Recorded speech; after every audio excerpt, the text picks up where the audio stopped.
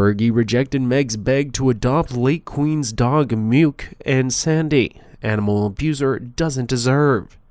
Throughout a historic reign that spanned decades, a constant in the Queen's life has always been her unwavering love for her corgis, so much so that the pets have become a symbol of British royalty around the world.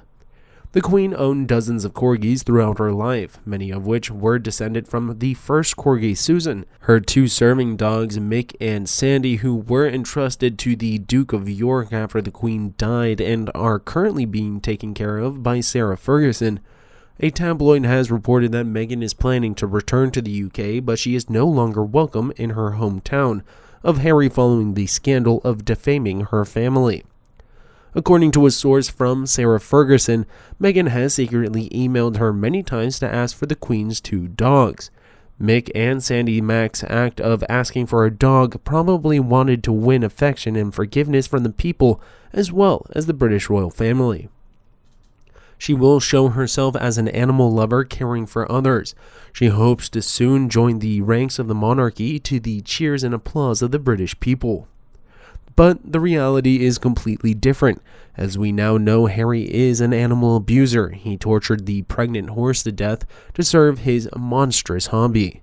Not only narcissistic, seems he could easily drift into a psychopathic, easily enjoying the mistreatment of the horse and obviously no empathy. It's like he enjoys inflicting hurt, hence the easy badmouths. His own family had no respect for his dying grandmother and throws anyone under the bus to have his and Meghan's own way.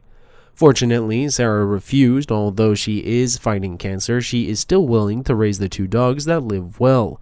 She cannot give the poor dogs to a cruel couple who love to torture animals.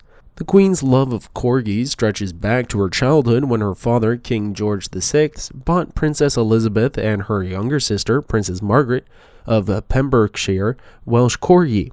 When she was 7, King George brought one named Di home for her and Princess Margaret after they played and fell in love with the Viscount Way, its own corgi. The King and Queen Mother tried to breed Dookie, and a few years later he had 2 puppies with another mate who were named Crackers. And Carol Susan arrived in 1944 for the Queen's 18th birthday, and they quickly became inseparable. The Queen loved Susan so much that she joined the monarch and Prince Philip on honeymoon in 1947. Susan soon began her one Corgi dynasty with Sugar, who was Prince Charles, and Honey, who went to the Queen Mother. The Queen's love of the breed quickly became one of the things she was most known for around the world.